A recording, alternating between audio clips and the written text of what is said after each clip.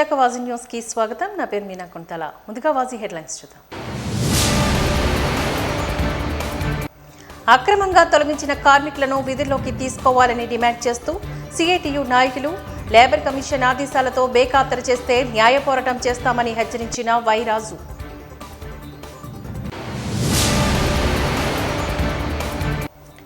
టిడ్కో లబ్ధిదారులకు షాప్ ఇచ్చిన బ్యాంకర్లు రుణ సదుపాయం కల్పించాలని జిల్లా కలెక్టర్కు విన్నవించుకున్న బాధితులు.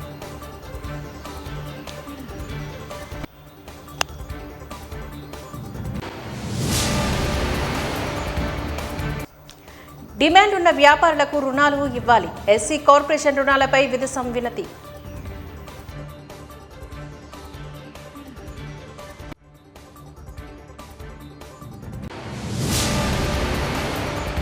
ఇక డీటెయిల్స్ చూద్దాం.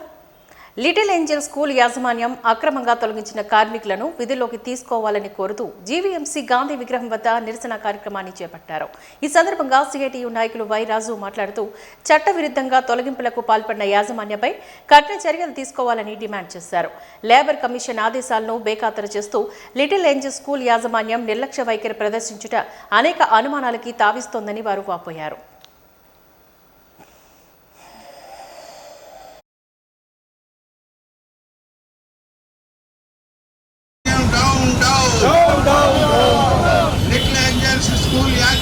దుర్మార్గాలు నశించాలి. లిటిల్ ఏంజల్స్ స్కూల్ ని చూస్తున్న లిటిల్ ఏంజల్స్ యాజమాన్యం డౌన్ వర్ధిల్లాలి కార్మికుల ఐక్యత, వర్ధిల్లాలి కార్మికుల ఐక్యత. కార్మికుల కుటుంబాలతో జీవితాలతో ఆడుకుంటున్న లిటిల్ ఏంజల్స్ యాజమాన్యం డౌన్ వర్ధిల్లాలి.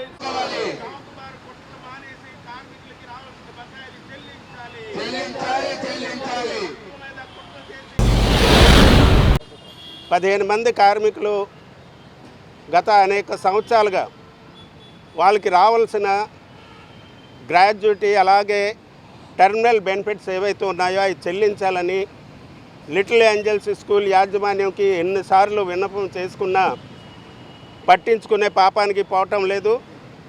కార్మికులకి చెల్లించవలసిన రిటైర్మెంట్ బెనిఫిట్స్ కానీ గ్రాడ్యుటీ కానీ ఇవన్నీ కూడా లక్షల రూపాయల్లో ఉన్నాయి. లక్షల రూపాయలు చెల్లించవలసి ఉంది. దాన్ని ఎగ్గొట్టడానికి యాజమాన్యం కార్మికుల్ని అనేక సంవత్సరాలుగా తన చుట్టూ తిప్పుకుంటూ ఆ కుటుంబాల్ని ఆకలి బాధలకు గురి చేస్తుంది. ఈ విషయంలో లేబర్ కమిషనర్ గారికి ఫిర్యాదు చేశాం. అక్కడ జరిగిన జాయింట్ మీటింగ్లో లేబర్ కమిషనర్ గారు గత 9వ తేదీ కల్లా వీళ్ళందరికీ కూడా సెటిల్మెంట్ చేయాలని వాళ్ళకి రావాల్సిన బకాయిలన్నీ చెల్లించాలని ఆదేశించినప్పటికి కూడా ఈరోజు యాజమాన్యం ఇంతవరకు చెల్లించలేదు. అలాగే కార్మికులు యాజమాన్యం చేస్తున్న దుర్మార్గాన్ని ప్రపంచానికి తెలియజేయాలని, విశాఖ ప్రజలు తెలియజేయాలని ఆందోళన చేస్తే తప్పుడు ఫిర్యాదులు చేసి పోలీసుల ద్వారాగా హెరాస్మెంట్ చేయడానికి ప్రయత్నం చేస్తున్నారు. యాజమాన్యం ఇటువంటి చౌకబారు చర్యలతో, చౌకబారు ఎత్తుగాళ్లతో కార్మికుల బ్రతుకులతో ఆడుకోవడం మానేయాలి. దీనికి కార్మికులు భయపడిపోయే సమస్య లేదు.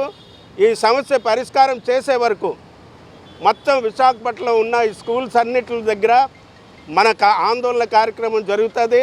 పోస్టర్లు, పాంప్లెట్లు విస్తారంగా పంచుతాం. మీ యొక్క దుర్మార్గాన్ని బయట పెడతాం. కాబట్టి నిజాయితీగా కార్మికులు నిజాయితీగా పనిచేయాలి, క్రమశిక్షణగా పనిచేయాలని నీతులు చెప్పే యాజమాన్యం ఈ రకంగా నీతిమాలిన పనులకి పాల్పడడం లిటిల్ ఏంజల్స్ యాజమాన్యానికి తగదు. కాబట్టి వెంటనే కార్మికుల సమస్యను పరిష్కారం చేయాలి. వాళ్ళకి చెల్లించవలసిన లక్షలాది రూపాయలు వెంటనే వాళ్ళకి చట్టపరంగా చెల్లించాలని సిఐటిగా డిమాండ్ చేస్తున్నాం. లేని పక్షంలో ఆందోళన జరిగి రేపొద్దున ఏమైనా మా పరువు పోతుంది, ప్రతిష్ట పోతుందంటే దానికి బాధ్యత వహించవలసింది యాజమాన్యం అని సందర్భంగా తెలియజేస్తున్నాం. ప్రజా సమస్యల పరిష్కార వేదిక పబ్లిక్ గ్రీవెన్స్ రెడ్యూసల్ సిస్టంలోని వచ్చిన అర్జీలకు అత్యంత ప్రాధాన్యతనిచ్చి అర్జీల పరిష్కారానికి అధికారుల పూర్తి స్థాయిలో విచారణ చేపట్టి పునరావృతం కాని విధంగా సంతృప్తికరమైన నాణ్యమైన పరిష్కారం చూపాలి అంటూ జిల్లా కలెక్టర్ ఎంఎన్ హరీందర్ ప్రసాద్ జిల్లా అధికారులను ఆయన ఆదేశించారు. ప్రజా సమస్యల పరిష్కార వేదిక కార్యక్రమం సోమవారం ఉదయం కలెక్టర్ కార్యాలయ సమావేశ మందిరంలో కలెక్టర్ అధ్యక్షతన నిర్వహించబడింది. ఈ సందర్భంగా కలెక్టర్ వివిధ ప్రాంతాల నుంచి విచ్చేసిన ఫిర్యాదుదారుల నుంచి అర్జీలు స్వీకరించి వారితో స్వయంగా మాట్లాడి ఫిర్యాదుదారుల సమస్యలను అడిగి తెలుసుకుని పూర్తి స్థాయిలో పరిష్కరిస్తామని భరోసాని కల్పించారు. ప్రజల నుంచి జిల్లా కలెక్టర్తో పాటు జిల్లా joint collector K Mayur Ashok, జిల్లా రెవెన్యూ అధికారి Bhavani Shankar, GVMC chief city planning అధికారి ప్రభాకర్ వినతులను స్వీకరించారు.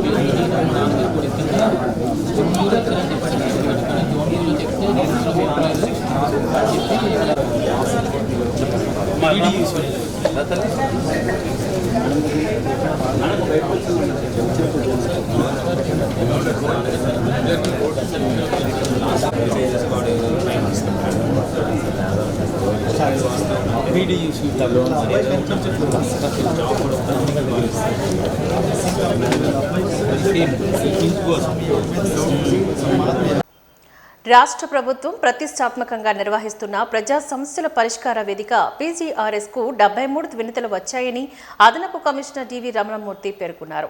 సోమవారం జీవీఎంసీ ప్రధాన కార్యాలయంలోని పాత సమావేశ మందిరంలో ప్రజా సమస్యల పరిష్కార వేదిక కార్యక్రమాన్ని ఆయన నిర్వహించారు.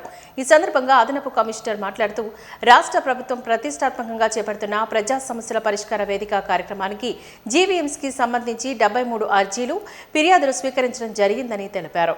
అనంతరం జీవీఎంసీ అదనపు కమిషనర్ ఈ సందర్భంగా మాట్లాడుతూ ఈ ఫిర్యాదులకు సంబంధించిన విభాగపతులు ప్రజలు పెట్టుకున్న అర్జీలను ప్రతిరోజు పరిశీలిస్తూ నిర్ణీత సమయంలోనే పరిష్కరించాలని, వచ్చిన అర్జీలపై అధికారులను వెంటనే స్పందించి కార్యాచరణ చేపట్టాలని, ప్రతి వారం అదే ఫిర్యాదులు తిరిగి ప్రజలు సమర్పించకుండా ఆయా సమస్యలు నిర్ణీత సమయంలో పరిష్కరించాలి అంటూ జీవీఎంసీ అధికారులను అదనపు కమిషనర్ ఆదేశించారు.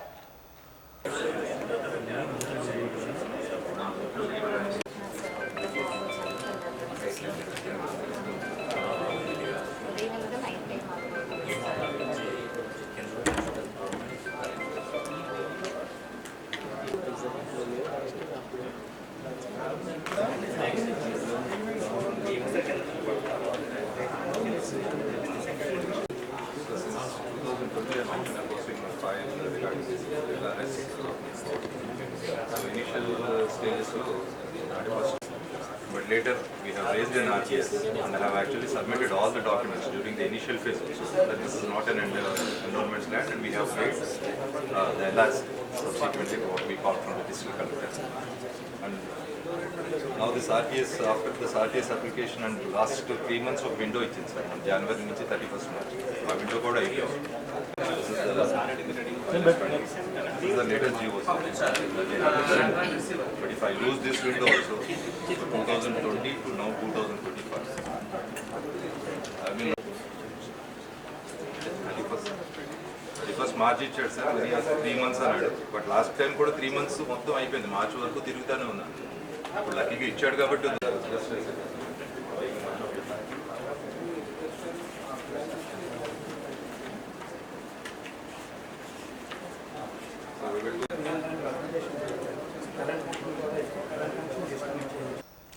ఎన్ఆర్ఐ మెడికల్ కళాశాల యాజమాన్య నిర్లక్ష్యం వల్లే మెడికో ప్రాణాలకు రక్షణ కరువైంది అంటూ అఖిల భారత విద్యా పరిషత్ కన్వీనర్ ఆరోపించారు. ఈ మేరకు పూర్తి స్థాయిలో దర్యాప్తు కమిటీని నియమించి వాస్తవాలను వెలుగులోకి తీసుకురావాలి అంటూ జిల్లా కలెక్టర్కు ప్రజా సమస్యల పరిష్కార వేదికలో వినతిని అందజేశారు. ఈ సందర్భంగా వారు మీడియాతో మాట్లాడుతూ గతంలోనూ కూడా ఇదే విధంగా ఎన్ఆర్ఐలోని డీన్ సుధాకర్ విద్యార్థుల పట్ల అసభ్యంగా ప్రవర్తించారని, ఈ విషయాన్ని ఏబీవీపీ పోలీసుల దృష్టికి తీసుకువెళ్లిందని గుర్తు చేశారు. ఇది విషయంపైన యాజమాన్యం నిర్లక్ష్యాన్ని ప్రదర్శించింది అంటూ విమర్శించారు. ఎన్ఆర్ఐ మెడికో ప్రణీత్ ఆత్మహత్య వెనుక వాస్తవాన్ని వెలికితీయాలని డిమాండ్ చేశారు.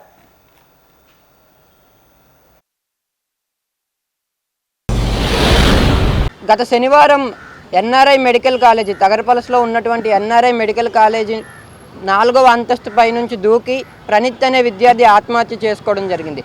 ఆత్మహత్యకు గల కారణాలు ఏంటి అంటే తనని క్లాస్ రూమ్లో ఎవరైతే ఫ్యాకల్టీ ఉన్నారో ఇన్సల్ట్ చేసి మాట్లాడడం, తన ల్యాబ్ మార్క్స్ అవి తన ఎడ్యుకేషన్ పరంగా తనని ఒత్తిడి చేయడం, ఇవన్నిటిని చూసి తను బాగా చదువుకునే విద్యార్థి 4వ అంతస్తు మీద నుంచి దూకి ఆత్మహత్య చేసుకున్నాడు. అయితే ఈ ఘటనపై తక్షణమే జిల్లా యంత్రాంగం మొత్తం కూడా స్పందించి దర్యాప్తును ముమ్మరం చేసి ఆ ఆత్మహత్యకు గల కారణాలు ఏవైతే ఉన్నాయో, ఎవరైతే కారకులో ఎన్ఆర్ఐ మేనేజ్మెంట్ ఎవరైతే తనని ఆత్మహత్య చేసుకోవడానికి ప్రలంబించిందో వాళ్ళందరి మీద కూడా కఠిన చర్యలు తీసుకోవాలని చెప్పి అఖిల భారతీయ విద్యార్థి పరిషత్ డిమాండ్ చేస్తుంది. అయితే మనం చూసుకున్నట్టయితే గతంలో కూడా ఈ ఎన్ఆర్ఐ మేనేజ్మెంట్ ఏదైతే ఉందో మెడికల్ కాలేజీ, గతంలో ఇంతకు ముందు అక్కడ ఉండే ఒక హెచ్ఓడి తుమ్మల నాగేశ్వరరావు అనే హెచ్ఓడి 3 మహిళా విద్యార్థుల మీద సెక్షువల్ హెరాస్మెంట్ చేసిన కేసు అఖిల భారతీయ విద్యార్థి పరిషత్ వరకు వస్తే మేము వెళ్ళి దిశ పోలీస్ స్టేషన్లో కంప్లైంట్ ఇచ్చి ఆయన్ని అరెస్ట్ చేయించడం జరిగింది. అప్పుడు కూడా అక్కడ ఉన్న డీన్ ఎవరైతే సుధాకర్ అనే ఆయన ఉన్నారో ఆయన ఎటువంటి స్పందన లేకుండా నెల రోజులు ఆ మహిళా విద్యార్థులు ఆయనకి కంప్లైంట్ ఇచ్చి నెల రోజులు అయినా కూడా పట్టించుకోవట్లేదని చెప్పి వాళ్ళు ఏబీవీపీని సంప్రదించారు. అయితే అంతకుముందు కూడా ఇంకొక విద్యార్థి ఆత్మహత్య చేసుకున్నారు. ఆ తర్వాత మేము అక్కడ ఉన్న మెడికల్ కాలేజ్ స్టూడెంట్స్తో మాట్లాడితే వాళ్ళు చెప్పింది ఏంటంటే ఆ యాజమాన్యం ఎవరైతే ఉన్నారో వాళ్ళు విద్యార్థులు ఎవరైతే ల్యాబ్ మార్క్స్ కోసమని, హాల్ టికెట్స్ కోసమని, ఇంకొక విధంగా ఎవరైతే ఫ్యాకల్టీకి సపోర్ట్ చేయట్లేదు లేదా కోఆపరేట్ చేయట్లేదు అనే విద్యార్థులందరినీ టార్గెట్ చేసి ఒక 20 మంది విద్యార్థులని ఇలానే మానసికంగా హింస పెడుతున్నట్టు మాకు తెలిసింది. మేము జిల్లా కలెక్టర్ గారికి అలానే పోలీసుల వారికి మేము కోరుకుంటుంది ఏంటంటే NRI medical college Deen Sudhakar గారి మీద అలానే కాలేజీ మీద ఎంక్వైరీ కమిటీ చేసి అక్కడ జరుగుతున్న ప్రతి ఒక్క అరాచకాన్ని కూడా బయట పెట్టాల్సిన అవసరం ఉంది. అలానే ఈ ప్రణీత్ ఆత్మహత్య యొక్క ఎవరైతే కారకులు ఉన్నారో వాళ్ళందరికీ కూడా కఠిన చర్యలు తీసుకొని ప్రణీత్ ఆత్మకు శాంతి చేకూరేలా చేయాలి. భారత్ మాతాకి జై. విఎంఆర్డీఏ ఆధ్వర్యంలో సిరిపురంలోని నిర్మాణంలో ఉన్న ship model multi level car parking పనులను చైర్మన్ ప్రణవ్ గోపాల్ పర్యవేక్షించారు. ఈ నెల 29న సీఎం రాక నేపథ్యంలోని ప్రారంభోత్సవం తేదీ ఖరారు కానుండగా శరవేగంగా జరుగుతున్న పనులపైన అధికారులను ఆరా తీశారు. కాగా రతన్ టాటా ఇన్నోవేషన్ సెంటర్ను ఇదే భవనంలో ఏర్పాటు చేస్తారనే విషయాన్ని గతంలోని కలెక్టర్ల సమావేశంలో విశాఖ జిల్లా collector doctor Harinder Prasad CM Chandrababu నాయుడుకు వివరించిన విషయం తెలిసిందే. ఈ నేపథ్యంలో చైర్మన్ ప్రణవ్ గోపాల్ ఆకస్మిక తనిఖీలను పర్యవేక్షణ మరింత ఆసక్తిని రేకెత్తిస్తోంది.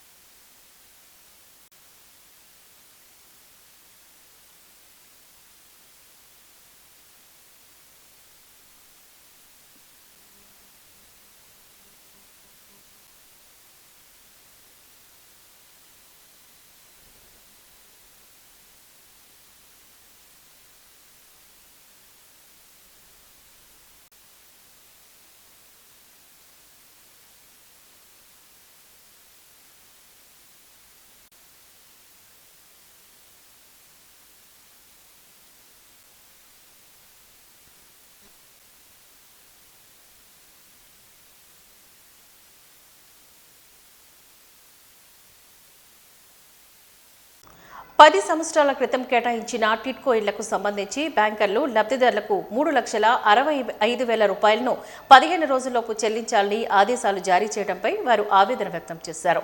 ఈ మేరకు ప్రజా సమస్యల పరిష్కార వేదికలో జిల్లా కలెక్టర్ హరీంద్ర ప్రసాద్కు వినతిని అందజేసి అనంతరం వారు మీడియాతో మాట్లాడారు. ఈ సందర్భంగా వారు మాట్లాడుతూ 10 సంవత్సరాలుగా ₹1,00,000 డీడీని బ్యాంకర్ల వద్ద ఉంచుకొని అకస్మాత్తుగా 3,65,000 రూపాయలను కట్టమనడం సమంజసం కాదని హితవు పలికారు. తమకు సబ్సిడీ రుణాలను మంజూరు చేయాలని కోరారు. అధికార యంత్రంపై దీనిపై దృష్టి సారించి తమకు న్యాయం చేయాలని కోరుతున్నారు.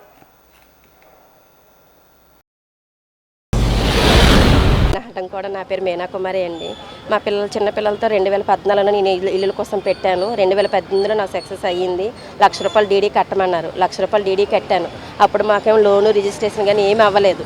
అంటే ప్రభుత్వం మారిపోతుందని టైంలోన కట్టమన్నారు. 3,60,000 కట్టమన్నారు. మేము పేదవాళ్ళమండి. మేము డ్యూటీలు చేస్తూ మేము బతికి పిల్లల ఫీజులు ఇంటద్దెలు కట్టుకొని నానా తిప్పలు పడుతున్నాము. ఇప్పుడు 3,60,000 మాకు సివిల్ స్కోర్ కూడా బాగానే ఉంది. అంతా బాగానే ఉంది, ప్రాబ్లం ఏమీ లేదు. కానీ ఇప్పుడు వీళ్ళేట అంటారు 15 రోజులు టైం ఇచ్చి 3,60,000 కట్టండి, లేదంటే వేరే వాళ్ళకి ఇచ్చేస్తున్నాయి అనేసి బెదిరిస్తున్నారు. మేము ఏం చేయాలి చెప్పండి, మాకు లోన్ కావాలి. నాలాంటి వాళ్ళు చాలామంది ఉన్నారు, చాలా బాగా బాధపడుతున్నారు. ఇప్పుడు 3,60,000 అంటే మేము కట్టలేమండి. 10 సంవత్సరాల నుంచి మేము ఎదురు చూస్తున్నాం ఆ ఇళ్ళ కోసం. ఇప్పుడు మీరు ఇలాగ అనడం మేము ఏం చేయాలి, కొంచెం మీరే చెప్పండి. గాజువాక మాకు టీడీకా ఇల్లు వచ్చింది. గత 10 సంవత్సరాల ముందే మాకు వచ్చింది. లాస్ట్ టైం చంద్రబాబు నాయుడు ప్రభుత్వంలో వచ్చింది. సో అప్పటి నుంచి ఇప్పుడు దాకా కూడా ఇల్లులు అయితే అతను ఉన్నప్పుడు ఏ స్థాయిలో ఉన్నాయో గత 5 సంవత్సరాలు కూడా అలాగే ఉన్నాయి. ఏం పట్టించుకోలేదు, పైన రంగులు వేశారు తప్ప. ఇప్పుడైనా సరే మళ్ళీ చంద్రబాబు నాయుడు గారు వచ్చారు కాబట్టి ఇల్లు త్వరగా పూర్తి చేసి మాకు ఇస్తారని చెప్పి కోరుకుంటే ఇక్కడికి వచ్చాం. ఇప్పుడు మేము అర్జీ పెట్టుకున్నాం అలాగని చెప్పి. అలాగే మాకు అప్పటి నుంచి ఇప్పుడు దాకా మాకు ఆ ఇల్లుకి లోన్లు అవుతాయని చెప్తున్నారు అనమాట. అంటే మనం ఇప్పుడు ఆ గవర్నమెంట్కి మనం డబ్బులు కట్టాలి కదా. 4,60,000 ₹1,00,000 ఆల్రెడీ కట్టాం. ఇంకో 3,65,000 ఒక్కొక్కరికి ఒక్కొక్క దగ్గర ఒక్కొక్క బ్యాంకులో వాళ్ళే చెప్పారనమాట. అక్కడ మనకు లోన్ చేస్తారు. లోన్ చేసి మనం నెలకి ఎంత అని చెప్పి కట్టుకోవాలి. 20 సంవత్సరాలు అవి మాకైతే అవ్వలేదు, చాలామందికి అవ్వలేదు. అలాగే అవ్వలేని అందరం కూడా ఈరోజు ఇక్కడికి వచ్చాం అనమాట అర్జీ పెట్టుకోవడం కోసం. లోన్ అవ్వాలి, ప్లస్ మాకు రిజిస్ట్రేషన్ అవ్వలేదు, మాకు సేల్ డీడీ కూడా ఇవ్వలేదు అనమాట. బ్యాంకులు ఏం చెప్తుంటారంటే ఒక్కొక్కరికి ఒక్కొక్క కారణం చెప్తున్నారండి. మరి ఆ సిబిల్ స్కోర్ తక్కువ ఉందని చెప్తాను, ఒకరికి ఏజ్ అయిపోయి ఉండొచ్చు. అంటే గ్యాప్ చాలా ఎక్కువైపోయిందండి. 10 సంవత్సరాలు పైన 10 సంవత్సరాలు అయిపోయింది కాబట్టి అప్పుడున్న వయసు ఇప్పుడు కొంతమందికి లేదు. అప్పుడున్న మనుషులు కూడా ఇప్పుడు కొంతమంది ఉండరు, చనిపోతారు. అవి పేర్లు మార్చడం ఇలా చాలా సమస్యలు ఉన్నాయి. అందరూ ఇక్కడికి వచ్చి అర్జీ పెట్టుకున్నాం. అది మాకు ఈ లోన్లు రిజిస్ట్రేషన్లు ఈ సేల్ డీడీలు మాకు త్వరగా అయ్యేటట్టు చూస్తారని చెప్పి మేము అక్కడ అర్జీ పెట్టుకున్నాం. మేము గడువు అడగట్లేదండి, లోన్ ఇమ్మని చెప్పి అడుగుతున్నాం. అంటే గడువు అంటే వాళ్ళు 15 రోజుల్లోనే మీకు 15 రోజుల్లో 3,65,000 అంటే మేము చిన్న చిరుద్యోగులు అండి. ఈ రోడ్డు మీద బళ్ళు వ్యాపారం చేసుకున్న వాళ్ళు, లేదంటే మేము వెల్డింగ్ పని చేసుకుంటాం. అలాగే చాలామంది చిన్న వ్యాపారాలు, టిఫిన్ కొట్టాను, కూలి పనికి వెళ్ళాలో, సివిల్ పనికి వెళ్ళాలో ఇలాంటి వాళ్ళందరూ ఉన్నారండి. ఇలాంటి వాళ్ళందరూ ఎక్కడ సార్ ఒకసారి 3,60,000 కట్టుకునే స్తోమత ఉంటే మేము గవర్నమెంట్ ఇళ్ళకి ఎందుకంటే మేము అప్లై చేసుకోం కదా.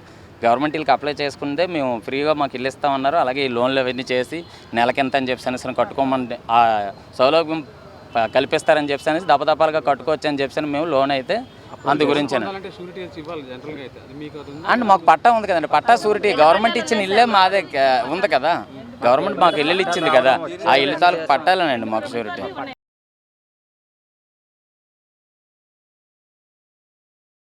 నగరంలో ఆర్థిక నేరగాళ్లు విజృంభిస్తున్నారు. అపురూపైన డబ్బులు తీసుకొని తిరిగి చెల్లించమని అడిగితే భౌతిక దాడులకు పాల్పడుతున్నారు అంటూ బాధితులు పోలీసుల రక్షణ కోరుతూ ఫిర్యాదులు చేస్తున్నారు. ప్రతి సోమవారం పోలీస్ కమిషనరేట్లో నిర్వహించే ప్రజా సమస్యల పరిష్కార వేదిక కార్యక్రమంలో దాదాపుగా ఇదే కేసులో అధిక సంఖ్యలో నమోదవుతూ ఉండడం విశేషం. ఆర్థిక నేరగాల బరితెగింపుకు పోలీసులు కూడా సహకరిస్తున్నారు అంటే బాధితురాలు రూప పోలీస్ కమిషనర్ ఎదుట ఆవేదన వ్యక్తం చేశారు. గత సంవత్సర కాలంగా ఎంబీపీ పోలీస్ స్టేషన్లో కేసు నమోదు చేసినా తనకు న్యాయం జరగకపోగా బెదిరింపులు పెరిగిపోయాయని వాపోయారు. రౌడీ షీటర్ సతీష్ నుంచి తనకు ప్రాణహాని ఉంది, రక్షించాలని కోరుతూ విజ్ఞప్తి చేశారు.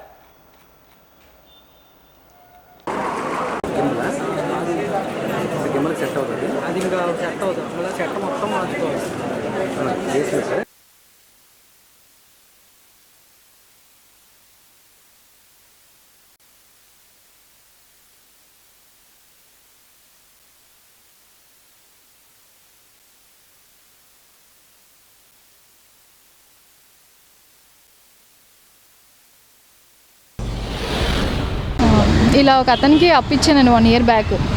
3 years అవుతుంది అప్పించి. ఇలా 1 year బ్యాక్ నేను ఇలా అతను ఇవ్వట్లేదని చెప్పి ఎంబీపీలో కంప్లైంట్ ఇచ్చానండి. ఇచ్చిన నెల రోజులకి అతను సడన్గా అటాక్ చేశారు. నా మీద కంప్లైంట్ పెడతావా, సిఐతో నన్ను కొట్టిస్తావా, అది ఇది అని చెప్పి వెంటనే నాకు ఇలా అటాక్ చేశారు, కొబ్బరికాయలు నరికి కత్తితోటి నా మీద ఇలా అటాక్ చేశారు. 1 year అయిపోయింది. అతను మళ్ళీ ఫోన్ చేసి నన్ను ఇలా బెదిరిస్తున్నారు. మళ్ళీ నీకు కేసు వాపస్ తీసుకోకపోతే నీకు మళ్ళీ అదే జరిగిన డేట్కి నీకు మళ్ళీ అదే గతి పడుతుంది అది ఇది అని మాట్లాడారు. వెంటనే ఎంబీపీ పోలీస్ స్టేషన్కి వెళ్ళి కంప్లైంట్ పెట్టించాను. ఆయన పట్టించుకోకపోతే సిపి గారి దగ్గరికి వచ్చాను. సిపి గారు వెంటనే ఆయన కాల్ చేసి బెయిల్ క్యాన్సిల్ చేసి యాక్షన్ తీసుకోమంటే ఇప్పటికి వచ్చి యాక్షన్ తీసుకోలేదండి. అందుకే మళ్ళీ కళ్ళకి వచ్చాను. మీరు ఎంత అప్పించారమ్మా? ₹1,00,000 అండి. ₹1,00,000 ఇచ్చారు. దాడి జరిగే టైంలో మీరు ఎక్కడ ఉన్నారు? ఇంటికి వచ్చి? లేదండి, నేను పని చేస్తానండి, పని దగ్గర ఉన్నానండి. మీకు ఇంతకుముందు ఆయనకి పరిచయం ఉందా? మీకు ఆయన పరిచయం ఉంది, తెలిసిన ఆయన. ఓకే, ఇప్పుడు మీరు ఏం న్యాయం కోరుతున్నారు? అతని నుంచి నాకు ఏం జరగకుండా ఉంటే చాలు, నా పిల్లలు అన్యాయం అయిపోతారు నాకేమైనా అయితే. నేను అందుకు ఏం చేస్తానని చెప్పి బెదిరిస్తున్నారు? మళ్ళీ చంపుతానని బెదిరిస్తున్నారు. పోలీసులు కంప్లైంట్ పెట్టారు కదా, మీకు సపోర్ట్ చేయట్లేదు? సపోర్ట్ చేయట్లేదు, ఆయనే సపోర్ట్ చేస్తున్నారు. సిపి గారిని అప్రోచ్ చేయండి అన్నారు కదా, ఏం చెప్పారు మీరు? వెంటనే ఆయన్ని అరెస్ట్ చేయమన్నారు, బెయిల్ క్యాన్సిల్ చేసి. ఇప్పుడు దాకా ఏం లేదు. సిపి గారు చెప్పినా కూడా పట్టించుకోవట్లేదు? లేదు, పట్టించుకోలేదు. మీ మీద అటాక్ జరిగింది అన్నారు కదా, ఏంటి ఇప్పుడు జరిగింది? ఎక్కడెక్కడ గాయాలు? కాలు మీద, చేతి మీద, నడుము మీద, వెనకాల బీప్ మీద.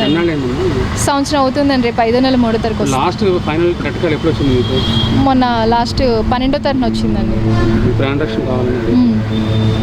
అక్కడ ఎందుకు పట్టించుకోవట్లేదని మీరు అనుకుంటున్నారు? అసలు అన్నిసార్లు సిపి గారు చెప్పినా పట్టించుకోకపోవడానికి అవతల వ్యక్తి ఎవరైనా అసలు? అవతల ఆయన రౌడీ షీటరు. వీళ్ళకి మరి ఏం కాంటాక్ట్ ఉన్నాయో మనకు తెలియదండి.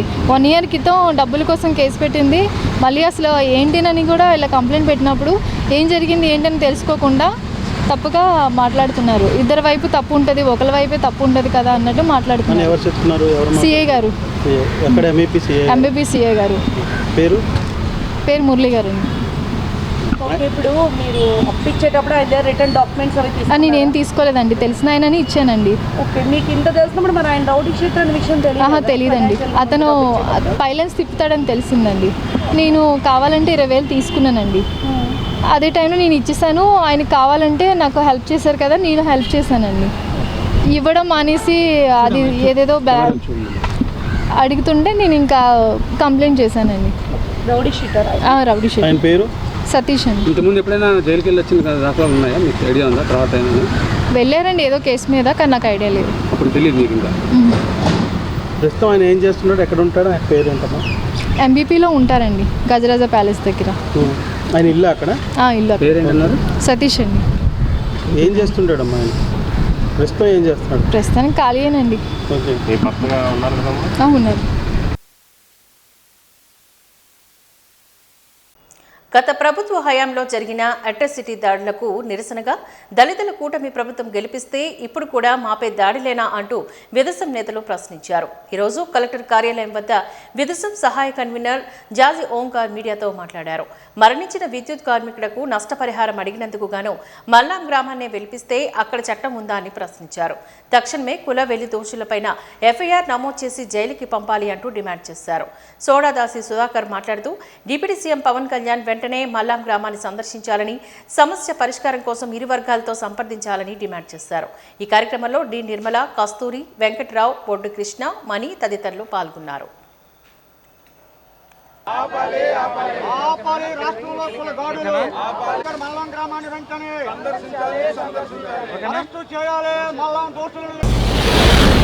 గత ప్రభుత్వం ఎస్సీ ఎస్టీల మీద విపరీతమైనటువంటి అత్యాచారాలు చేసింది, హత్యలు చేసింది, మానభంగాలు చేసింది, అనేక రకాలైనటువంటి దాడులకి మేము గురయ్యాం.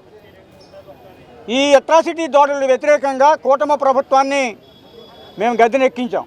అయితే పాలకుడు ఎవరైనా సరే మా మీద దాడులు సహజంగా జరుగుతున్నట్టుగా మాకు అనిపిస్తూ ఉంది. సాక్షాత్తు ఉప ముఖ్యమంత్రి గారు పవన్ కళ్యాణ్ గారి నియోజకవర్గంలో మల్లం అనేటువంటి గ్రామంలో ఒక ఎలక్ట్రీషియన్ ఒకరి ఇంట్లో పనిచేస్తూ చనిపోయినందుకు, అయ్యా మీ ఇంట్లో పనిచేస్తూ చనిపోయాడు కాబట్టి నష్టపరిహారం ఇవ్వమని చెప్పి దళిత సంఘాలు అడిగితే ముందు పోలీసుల సమక్షంలో నష్టపరిహారం ఇస్తామని చెప్పి అంగీకరించినటువంటి పెద్దలు 2 రోజులు పోయిన తర్వాత అసలు నీకు నష్టపరిహారం ఇచ్చేది లేదు సరికదా, మిమ్మల్ని ఈ ఊరి నుంచి వెళ్ళేస్తున్నాం. ఆ ఒక్క కుటుంబానే కాదు, ఈ మల్లం గ్రామంలో ఉన్నటువంటి దళిత కుటుంబాలు ఎవరికీ కూడా పనులు చెప్పొద్దు, ఎవరికి టిఫిన్లు అమ్మొద్దు, స్టీల్ ఇవ్వద్దు, చేపలు కొనొద్దు, కూరగాయలు అమ్మొద్దని చెప్పి మల్లంలో ఉన్నటువంటి ఒక సామాజిక వర్గం పెద్దలు హుకుం జారీ చేస్తే ఇవాళ అక్కడ కుల బహిష్కరణ అమలవుతుంది. ఇది అనాగరిక చర్య. ఉప ముఖ్యమంత్రి గారు, మీరు దయచేసి ఇది మీ నియోజకవర్గం, మీరు వెంటనే గ్రామాన్ని సందర్శించండి, ఇరు వర్గాల్ని కూర్చోబెట్టండి, తప్పప్పులు సరిచేయండి. ఖచ్చితంగా అందరూ కలిసి ఉండేటువంటి వాతావరణాన్ని కలుగజేసి అక్కడ ఎవరైతే కుల బహిష్కరణ ఆదేశాలు జారీ చేసినటువంటి వేరే సామాజిక వర్గ పెద్దలు అయితే ఉన్నారో వారి మీద అట్రాసిటీ కేసు పెట్టి సరైన శిక్ష విధిస్తే ఈ పిఠాపురం నియోజకవర్గం రాష్ట్రానికి ఆదర్శవంతంగా ఉంటుంది. లేకపోతే కుల దాడులకి నిలయంగా ఉంటుంది, కుల వివక్షకి ఆదర్శంగా ఉంటుంది. పవన్ కళ్యాణ్ గారి పరువు పోద్ది. దయచేసి ఉప ముఖ్యమంత్రి గారు, మీరు వెంటనే మల్లాం గ్రామాన్ని సందర్శించండి, ఇరు వర్గాల్ని కూర్చోబెట్టండి, సమస్య పరిష్కరించండి, దోషులను జైల్లో పెట్టాలని చెప్పి డిమాండ్ చేస్తూ ఉన్నాం. కంచి విశ్వవిద్యాలయ ప్రవేశాలకు గాను విశేష స్పందన. శ్రీ కంచి కామకోటి పీఠాధిపతులు పూజ్య శ్రీ శంకర విజయేంద్ర సరస్వతి శంకరాచార్య స్వామివారి ఆధ్వర్యంలో నిర్వహించబడుతున్న శ్రీ చంద్రశేఖాంధ్ర సరస్వతి విశ్వ మహావిద్యాలయం, డ్రీమ్ యూనివర్సిటీ కంచి తమిళనాడు సాంప్రదాయ పాఠశాల, శ్రీ శంకర సంస్కృతి పాఠశాల, శ్రీ శంకర సరస్వతి శాస్త్ర శరణి పాఠశాల, ఇంటిగ్రేటెడ్ పాఠశాల, శ్రీ శంకర విజయేంద్ర సరస్వతి రామాయణ పాఠశాల, శ్రీ కంచి కామకోటి శంకచర విద్యాలయ తదితర విద్యా సంస్థలతో నిర్వహించే వివిధ కోర్సులకు గాను ఈ నెల 21వ తేదీన విశాఖపట్నం శంకరమఠంలో స్పాట్ అడ్మిషన్ కౌన్సిలింగ్ నిర్వహించబడింది. University vice chancellor Acharya Gullapalli Srinivas, dean K Venkataramana, Aluri Kempanath, director Shankara సంస్కృతి పాఠశాల ఈ కార్యక్రమాన్ని ఉద్దేశించి శంకరమఠంలో మాట్లాడారు. అతి తక్కువ ఫీజులతో నాణ్యమైన విద్యను అందజేస్తున్న ఈ విద్యా సంస్థలో ప్రవేశాలకు నిర్వహిస్తున్న స్పాట్ అడ్మిషన్లను అర్హులైన విద్యార్థులు వినియోగించుకోవాలని కోరారు. ఆయా విద్యా సంస్థలో 6వ తరగతి నుంచి డిగ్రీ, ఇంజనీరింగ్ కోర్సులు కూడా అందుబాటులో ఉన్నాయని తెలిపారు.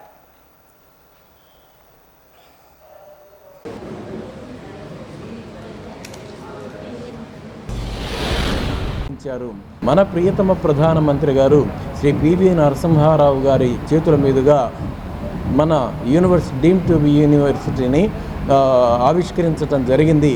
అప్పటి నుంచి దినదిన ప్రవర్ధమానమై ప్రస్తుతం 45 కోర్సులు, ఇందులో ఆధునికత, ప్రాచీనత మేళవింపుతో 2 విజ్ఞానాలపై మేళవింపుతో అక్కడ ఆధునికత అంటే ఇంజనీరింగ్, ఎంబీఏ, ఎంసీఏ మొదలైన, అలాగే అలైడ్ హెల్త్ సైన్సెస్, బీఎడ్, ఇవన్నీ ఇందులో ప్రధానమైనటువంటి విషయాలు. ఇందులో ఇంకా సబ్జెక్టులు చాలా ఉన్నాయి. అలాగే సంస్కృతం, ఇండియన్ కల్చర్ అనేటువంటివి కూడా ప్రధానమైనటువంటి డిపార్ట్మెంట్గా అక్కడ ఉంది. ఆ సంస్కృతం, ఇండియన్ కల్చర్ చదువుకునే వాళ్ళకైతే మొత్తం హాస్టల్ ఫ్రీ, భోజనం ఫ్రీ, అన్నీ ఫ్రీగానే, చదువు కూడా ఫ్రీగానే ఉంటుంది, ఎంతమంది వచ్చినా కూడా ఫ్రీగానే ఉంటుంది. మిగిలిన కోర్సుల్లో కూడా ఇంజనీరింగ్ మొదలైన కోర్సుల్లో కూడా మీరు బయట ఎక్కడైనా చూసుకున్నట్లయితే చాలా ఉన్నటువంటి, మీరు ఆ ఫీజుతో కంపేర్ చేసినట్లయితే మా ఫీజు మా వెబ్సైట్లో కనపడుతుంది, మీకు అన్ని వివరాలు ఉంటాయి. మీరు ఫీజును కంపేర్ చేయండి, తక్కువగానే ఉంటుంది. దాంతోపాటు ఏ బ్రాండెడ్ యూనివర్సిటీకి తగ్గినట్టుగా ఉండదు, వాటితో సమానంగానే మా దగ్గర అధ్యాపకులు ఉన్నారు, విద్యాబోధన ఉంది, తర్వాత ప్లేస్మెంట్స్ ఉన్నాయి. ప్లేస్మెంట్స్ కూడా హయ్యర్ ఎడ్యుకేషన్కి పోతాము, మేము పీజీ చదువుకుంటామనే వాళ్ళకి తప్పించి మిగిలిన వాళ్ళందరికీ కూడా మంచి మంచి కంపెనీల్లో ప్లేస్మెంట్స్ దొరుకుతాయి. ఇక్కడ డాక్టరేట్ వాళ్ళు ఉన్న అధ్యాపకులే 20 ఏళ్ళుగా పనిచేస్తున్న సీనియర్ అధ్యాపకులు ఉన్నారు, అన్ని రంగాల్లోనూ ఉన్నారు. వారు ఉత్తమ విద్యాబోధనే కాకుండా విద్యార్థులని చాలా పర్సనల్ కేర్తో వాళ్ళకి ఏ సమస్యలు వచ్చినా వెంటనే ప్రతిస్పందిస్తూ వారు ఉంటారు. అలాగే అడ్మినిస్ట్రేషన్ కూడా విద్యార్థుల సమగ్ర పరిరక్షణకే ఉంటుంది. వీటన్నిటికి పైన శ్రీ స్వామివారి అనుగ్రహము, వారి పర్యవేక్షణ, వారి ఆశీస్సులు ఎప్పుడూ వీరికి ఉంటూనే ఉంటాయి. అలాగే ఈ సౌకర్యాలన్నింటినీ వినియోగించుకుని ఇంకా రకరకాల కార్యక్రమాలు కాంచి కామకోటి పీఠం చేస్తోంది. అంటే ధర్మ పరిరక్షణకి అవసరమైనటువంటి దేవాలయాలు, వాటి పునరుద్ధరణ, వాటిలో ఉండేటువంటి నిత్య పూజలు, దానికి కావలసినటువంటి ఇప్పుడు సన్నాయి వాద్యం నేర్చుకునే వాళ్ళే తక్కువైపోయారు. దానికి సంబంధించినటువంటి శిక్షణ ఇస్తోంది. అలాగే కుండలు చేసేటువంటి వాళ్ళు పాతకాలపు వాళ్ళందరూ తక్కువైపోయారు. వాళ్ళందరికీ కూడా శిక్షణ ఇచ్చి అవన్నీ కూడా ఆ ప్రాచీన కళలన్నింటినీ కూడా మళ్ళీ ప్రోత్సహిస్తూ, ప్రాచీన వృత్తుల్ని ప్రోత్సహిస్తూ అన్ని వర్గాల వారికి, సమాజంలో ఉన్నటువంటి అన్ని వర్గాల వారికి.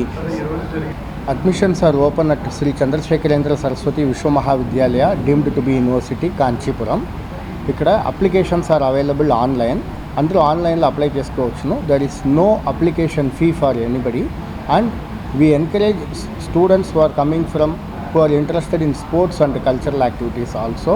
వాళ్ళకన్నీ స్పెషల్ కోటాలన్నీ ఇస్తాము, స్పెషల్ కన్సెషన్లు ఇస్తాము. అడ్మిషన్స్ ఫర్ ఇంజనీరింగ్ బీటెక్ అనేది it's purely based on intermediate marks. Physics, chemistry, maths marks పెట్టి, ఇంటర్మీడియట్ ఎగ్జామ్స్లో వచ్చిన మార్క్స్ పెట్టి స్కాలర్షిప్లు ఇస్తాం మనం. 90%కి పైగా తీసుకున్న వాళ్ళకి ఒక స్కాలర్షిప్, 60 to 75 ఒక స్కాలర్షిప్, 75 to 90 ఒక స్కాలర్షిప్. అట్లా 3 డిఫరెంట్ కేటగిరీస్లో ఇస్తాము. ఆన్లైన్లో అప్లై చేసుకోవచ్చును. లేదు ఇక్కడ మా టీం మేము ఇక్కడ ఉన్నాము. సో ఇప్పుడు ఈరోజు వైజాగ్ శంకరమఠంలో ఉన్నాము. రేపు మనకు విజయనగరం అంటే శ్రీకాకుళంలో ఈ స్పాట్ కౌన్సిలింగ్ జరుగుతుంది. విజయనగరంలో సన్ స్కూల్లో జరుగుతుంది. శ్రీకాకుళంలో government high school, girls high స్కూల్లో జరుగుతుంది.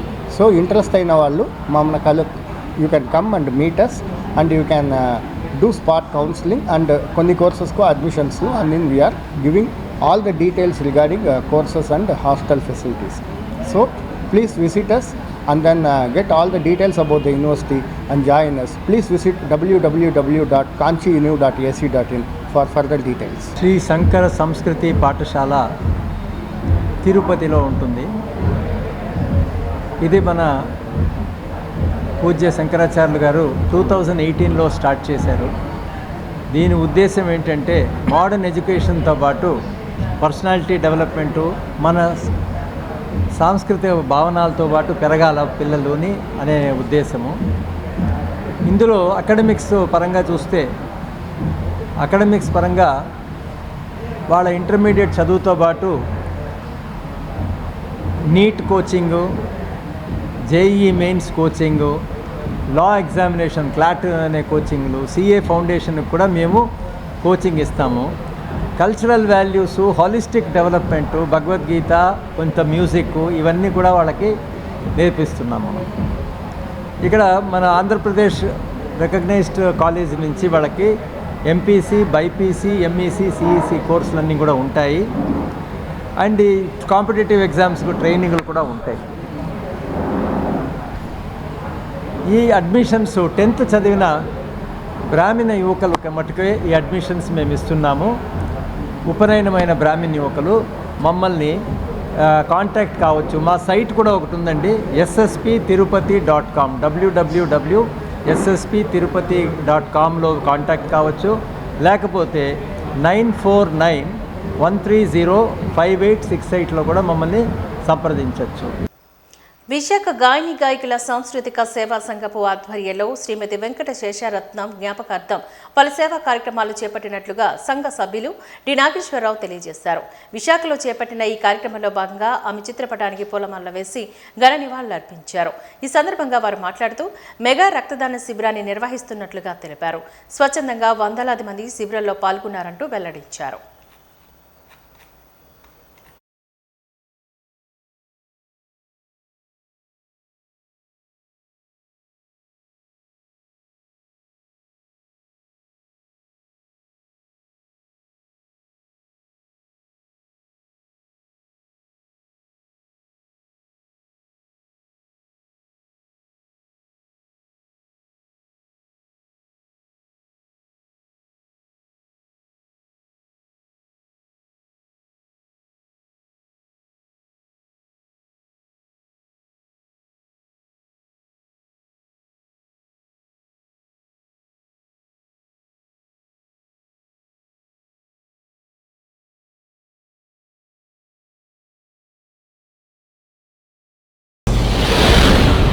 మేమందరం కలిపి ఇవాళ మెడికల్ క్యాంప్ నిర్వహించడం జరుగుతోంది.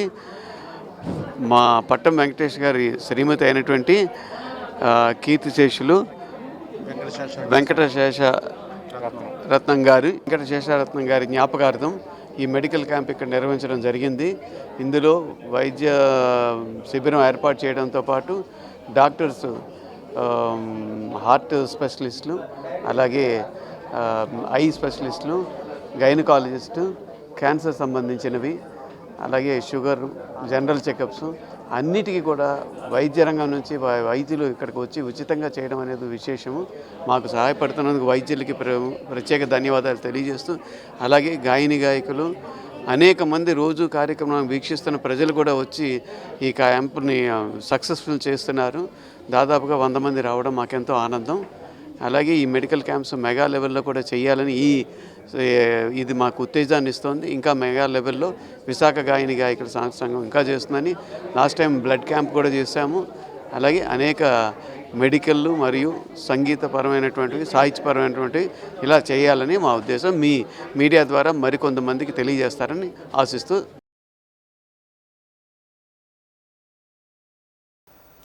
మార్కెట్ అవసరాలు, డిమాండ్ ఉన్న వ్యాపారులకు అభ్యర్థుల ఆసక్తికి అనుగుణంగా ఎస్సీ కార్పొరేషన్ రుణాల మంజూరుకు జీవోలోని మార్పులు తేవాలని విదసం విస్తృత దళిత సంఘాల ఐక్యవేదిక డిమాండ్ చేసింది. ఈ మేరకు కొన్ని సవరణలను సూచిస్తూ ముఖ్యమంత్రికి వ్రాసిన వినతి పత్రం కలెక్టర్కు సమర్పించారు. అనంతరం కలెక్టరేట్ ఆవరణలో మీడియాతో విదసం కన్వీనర్ డాక్టర్ బూసి వెంకటరావు మాట్లాడారు. ప్రభుత్వం నిర్దేశించిన షాపులకు మాత్రమే రుణాలు ఇస్తే వ్యాపారం సాగక సబ్సిడీ దుర్వినియోగం అయ్యే అవకాశం ఉందని, మారుతున్న వ్యాపార మార్గాలు, యువత వ్యాపార అభివృద్ధికి అనువైన పథకాలను రుణ జాబితాలో చేర్చాలని అన్నారు. లోన్ల జాబితాలోని ఉన్న చదువులు కలిగిన వారిని స్వయం ఉపాధి వైపు మళ్లించి స్వశక్తితో నిలదొక్కునేలా tent house, LED screen supply, aqua culture, మిషనరీలు, కాంట్రాక్ట్ వరి సాగు, ఆటోమేటిక్ యంత్రాలు, కోళ్లు, గొర్రెలు, మేకల ఫారంలు, డెంటల్ ల్యాబ్, కంటి ల్యాబ్ యంత్రాలు, వీధుల్లోని పళ్ళ కూరగాయలు అమ్మే మహిళలను ప్రోత్సహించాలని అన్నారు. Fancy, general store, xerox, medical షాపులకు కూడా రుణాలు ఇవ్వాలి అంటూ డిమాండ్ చేశారు.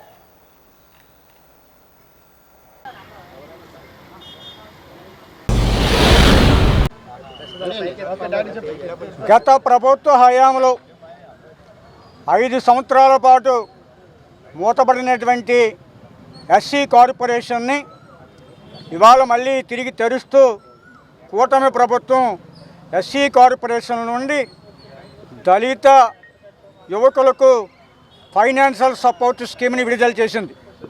అయితే దీంట్లో కొన్ని లోపాలు ఉన్నాయి. ఆ లోపాలను సరిచేసి మరొక జీవోని విడుదల చేయాల్సిందిగా విజ్ఞప్తి చేస్తూ ముఖ్యమంత్రి గారికి రాసినటువంటి ఉత్తరాన్ని కలెక్టర్ గారికి అందజేయడం జరిగింది. దాంట్లో టైప్ 1లో మొదటి పాయింట్ 2,95,000, ఇంచుమించు 2,95,000 అంటే 3 లక్షల లోపు ఉన్నటువంటి లోనికి ఒక పక్కనేమో 50% సబ్సిడీ అంటారు, బ్రాకెట్లో మ్యాక్సిమం ₹1,00,000 సబ్సిడీ అంటారు. అంటే 50% సబ్సిడీ ₹1,50,000 సబ్సిడీ రావాలి. కాబట్టి దాన్ని ₹1,00,000 సీలింగ్ని ఎత్తివేయాలని చెప్పి మేము అడుగుతున్నాం. రెండవది, దళిత మహిళలు చాలామంది వీధి వ్యాపారాలు చేసుకునే వాళ్ళు ఉన్నారు. పళ్ళు, కాయగూరలు, అరటిపళ్ళు, గాజులు, బట్టలు ఇవి వ్యాపారాలు చేసుకునే వాళ్ళు ఉన్నారు. వాళ్ళకి ఈ పథకంలో చోటు లేదు. ఒక 32 ఐటమ్స్ పెట్టారు. ఆ 32 ఐటమ్స్లో ఎక్కువ మంది వాడనవి. ఇవాళ జనరిక్ మెడిసిన్స్ ఎవరో కొనరు, డాక్టర్లు ఎవరో రాయరు. మమ్మల్ని జనరిక్ మెడిసిన్ పెట్టుకోమని చెప్తుంది ప్రభుత్వం. నేను అడుగుతున్నాను, మాకు జనరల్ మెడికల్ షాప్ కూడా ఇవ్వండి అని అడుగుతున్నాం. అలాగే టెంట్ హౌస్లు లేవు. ఇవాళ ఈవెంట్లలో ఎల్ఈడి స్క్రీన్లు వస్తున్నాయి, ఆటోమేషన్ వస్తుంది. ఆ ఆటోమేషన్ ద్వారా చదువుకున్నటువంటి యువత సొంత కాళ్ళ మీద నిలబడటానికి అవకాశం ఉండేటట్టు ఇవ్వాలని, అలాగే ఆక్వా కల్చర్కి సంబంధించి వాడేటువంటి మిషనరీ, అలాగే వరి కోతల్లోనూ, వ్యవసాయంలోనూ, చెరుకులోనూ వాడేటువంటి ఆధునికమైనటువంటి ఆటోమేషన్ మిషనరీ, అలాగే డెంటల్ డాక్టర్లు, కళ్ళ డాక్టర్లు చదువుకున్నటువంటి యువకులకి ఆ కళ్ళ ల్యాబులు, డెంటల్ ల్యాబులు ఇలాంటివన్నీ పెట్టుకోవటానికి మ్యాక్సిమం 20 లక్షల వరకు లోన్లు ఇచ్చేటువంటి పథకాల్లో మరికొన్ని ఈ జాబితాలో చేర్చాలని చెప్పి ప్రభుత్వాన్ని డిమాండ్ చేస్తూ వారికి వినతి పత్రం ఇవ్వడం జరిగింది. వాజీ న్యూస్ ముగించే ముందు ముఖ్యాంశాలు మరొకసారి చూద్దాం. అక్రమంగా తొలగించిన కార్మికులను విధుల్లోకి తీసుకోవాలని డిమాండ్ చేస్తూ సిఐటియు నాయకులు లేబర్ కమిషన్ ఆదేశాలతో బేఖాతరు చేస్తే న్యాయ పోరాటం చేస్తామని హెచ్చరించిన వైరాజు.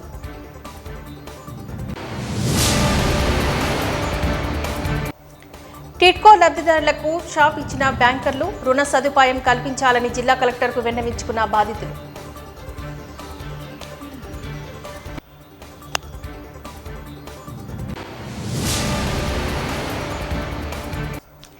డిమాండ్ ఉన్న వ్యాపారులకు రుణాలు ఇవ్వాలి. ఎస్సీ కార్పొరేషన్ రుణాలపై విధసం వినతి.